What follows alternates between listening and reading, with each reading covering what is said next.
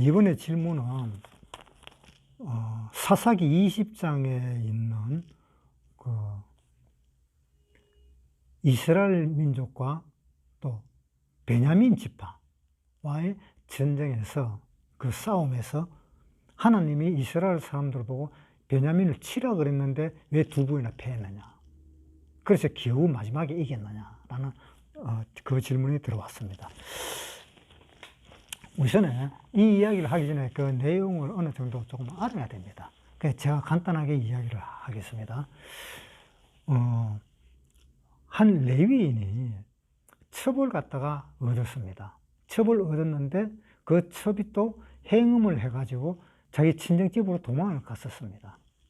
도망을 갔길래 넉 달 정도 소식도 전하지도 않고 숨어 있으니까 첩의 신랑인 그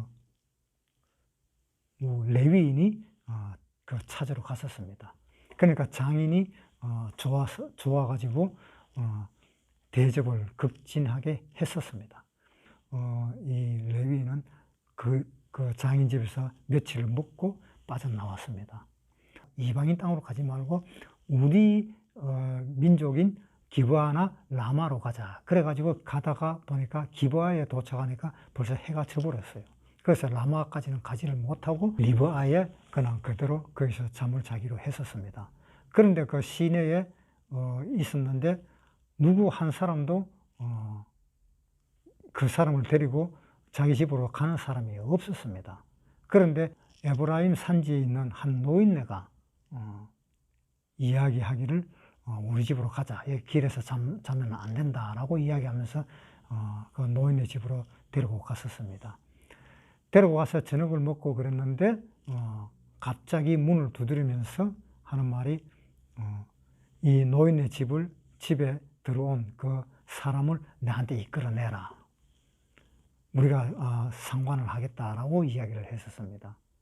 그러니까 이 노인네는 내 딸이 있으니까 내 딸을 그렇게 하라 라고 이야기하면서 딸을 내주려고 하니까는 그 말은 들은 척도 안 하고 저기 있는 저 사람을 내한테 빨리 보내라 라고 이야기를 했었습니다. 그래서 레위인이 할 수 없어서 자기 첩을 내보냈습니다. 그래서 자기 첩이 밤새도록 농락을 당하고 그 다음날 아침에 이제 이 레위인이 길을 떠나려고, 그래서 빨리 길을 떠나야지 여기 있다가는 어떻게 죽을지도 모른다는 그런 생각도 들었겠죠. 그래서 빨리 길을 떠나려고 문을 나서는데 보니까는 문지방에 자기 첩이 그렇게 있는 거예요. 그래서 일어나서 가자. 그랬더니 아무 말도 안 하는 걸 보고 나중에 알고 보니까는 죽었는 겁니다. 그래서 말에다가 싣고 자기 에브라임 산지로 갔습니다.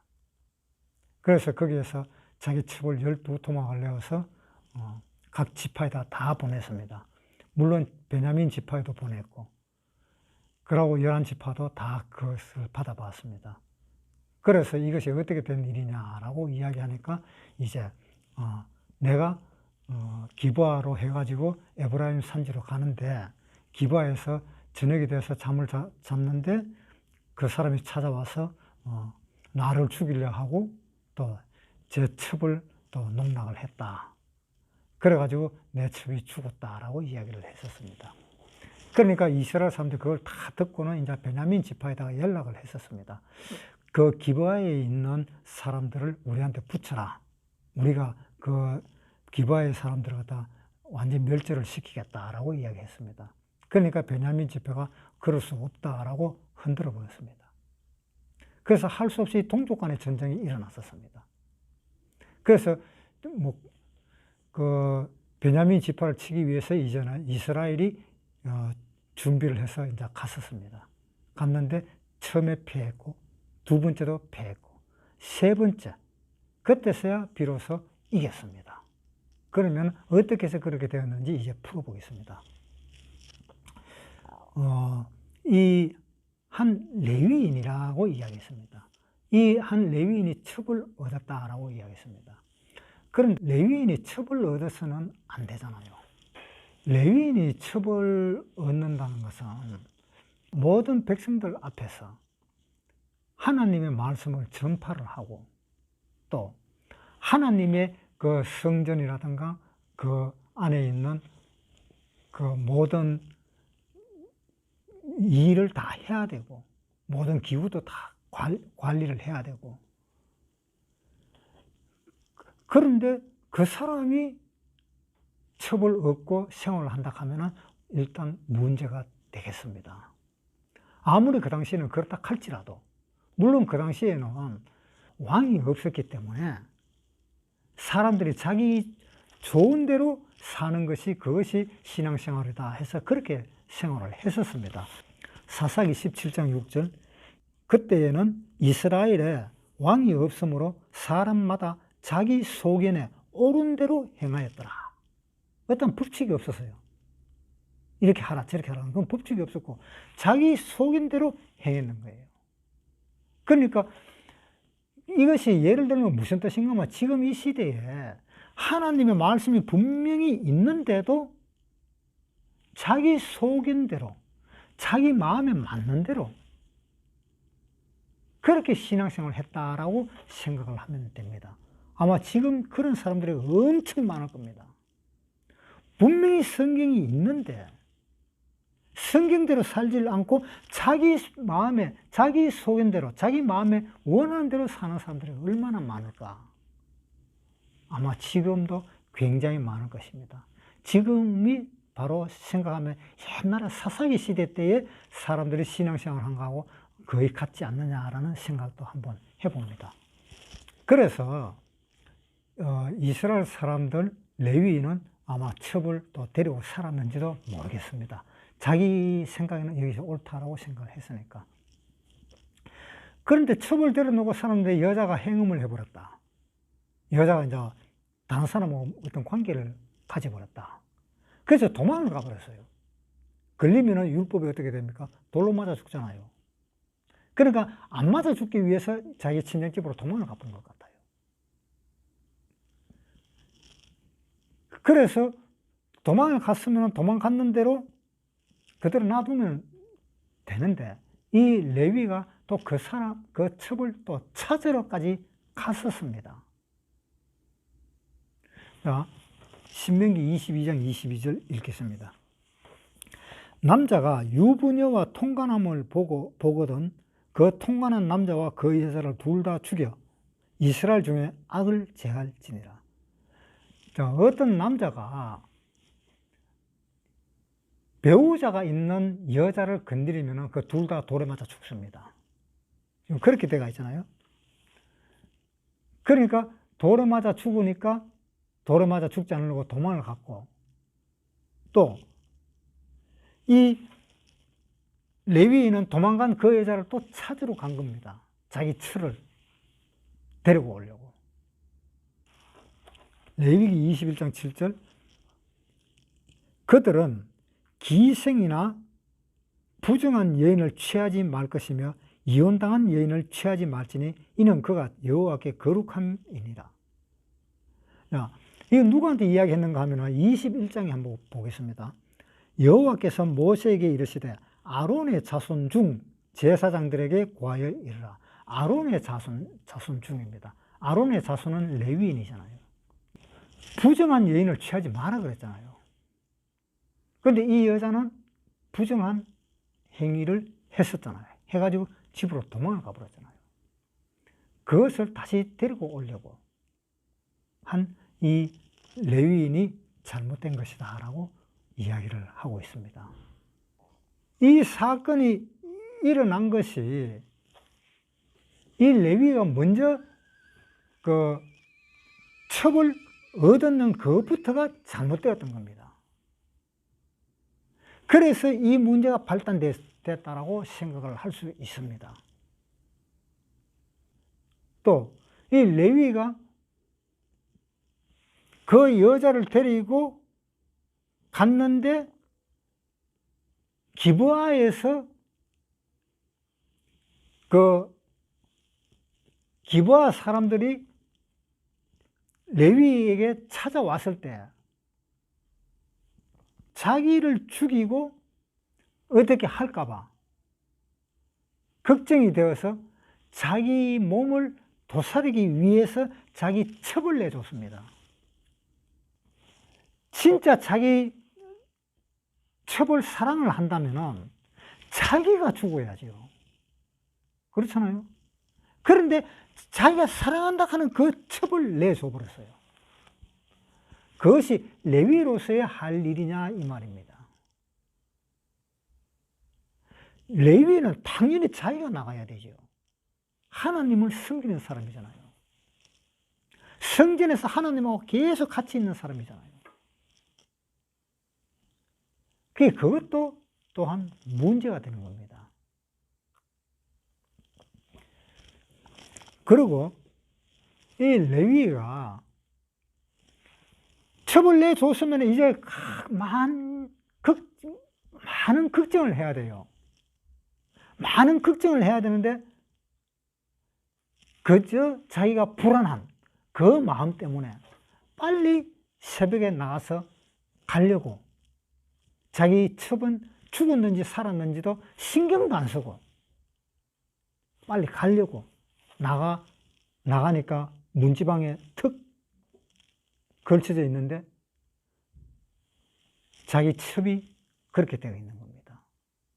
그래서 아무 일도 없는 척, 야 빨리 가자, 그렇게 이야기했는데도 대답이 없으니까 나중에 죽은 것을 알았죠. 그 마음이 과연 첩을 사랑했다 하는 마음일까? 그것을 또 생각을 하게 됩니다. 자, 그런데 또 이 레위가 이 자기 첩을 갖다가 12토막을 내가지고 각 지파에다 다 보냈는데,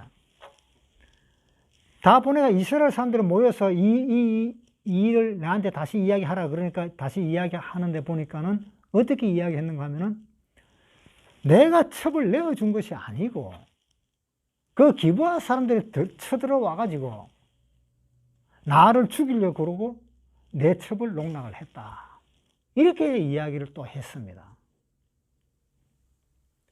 그러니까 그렇게 이야기했으니까 이 레위가 또 거짓말을 한 거잖아요.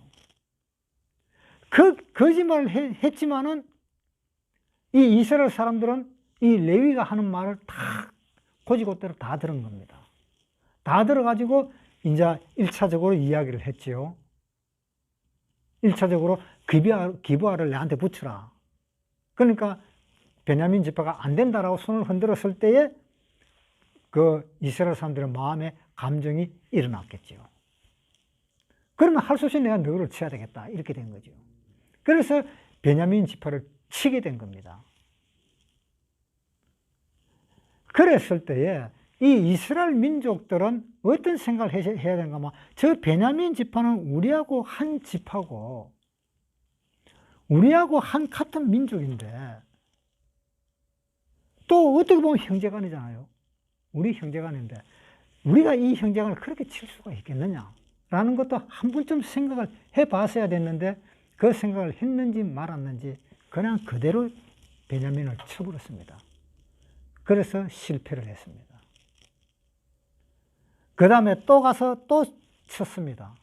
또 실패를 했습니다.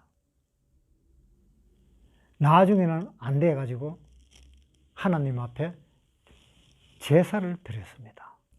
사사기 20장 26절, 이에 온 이스라엘 자손 모든 백성이 올라가서 베델에 이르러 울며 거기서 여호와 앞에 앉고 그날이 저물도록 금식하고 번제와 화목제를 여호와 앞에 드리고 여호와께 물음이라.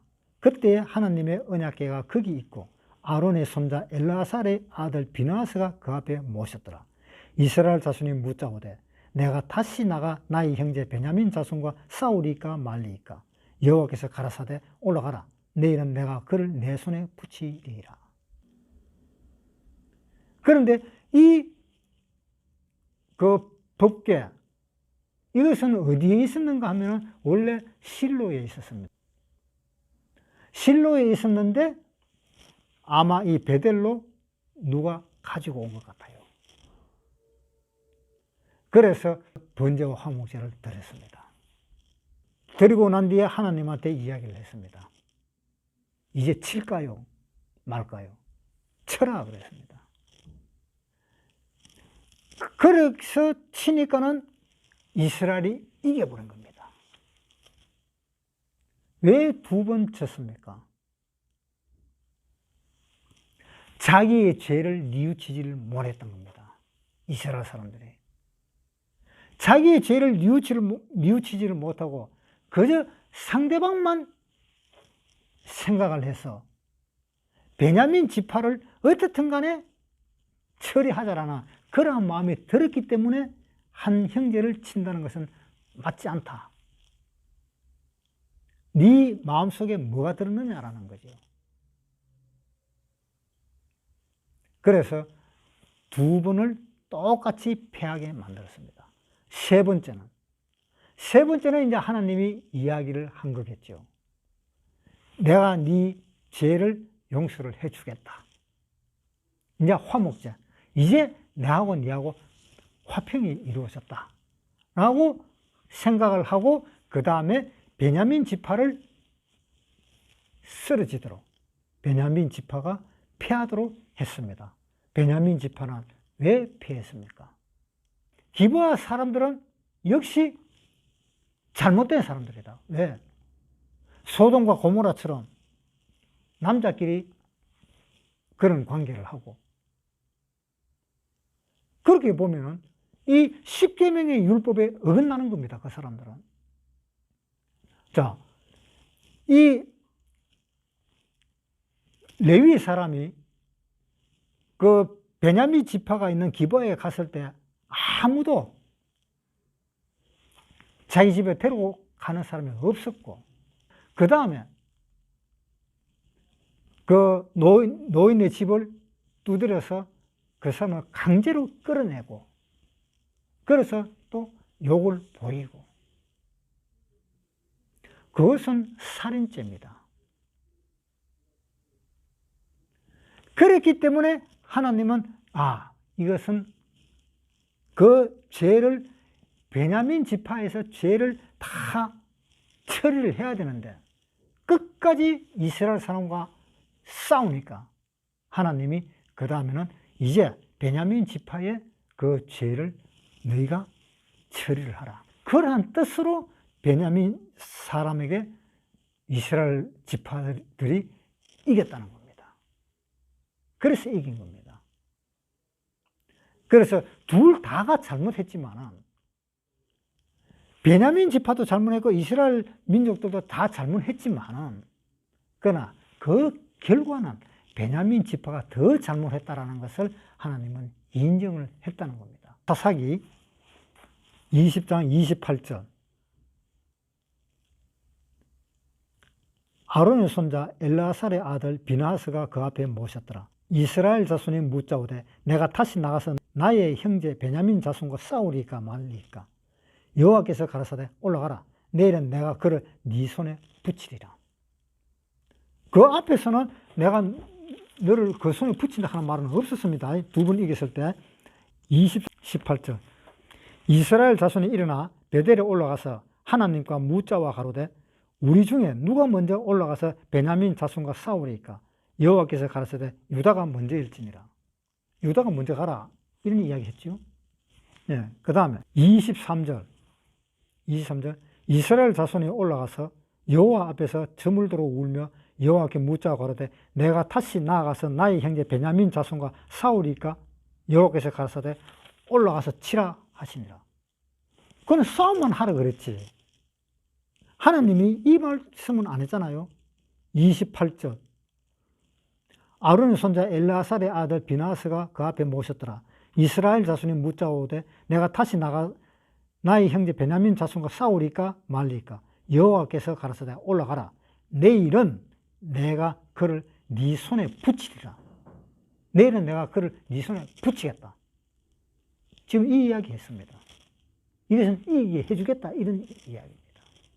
그래서 앞에 2번 졌는 것은 이스라엘 민족들이 이스라엘 사람들이 너무 그 베냐민 지파에 대한 그 형제 사랑을 몰랐고 그저 싸움에 이겨야 된다 하는 그것만 생각했기 때문에 하나님은 못 이기게 한 겁니다.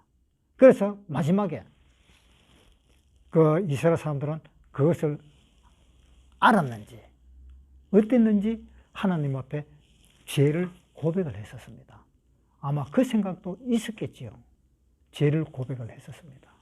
제사를 지냈습니다.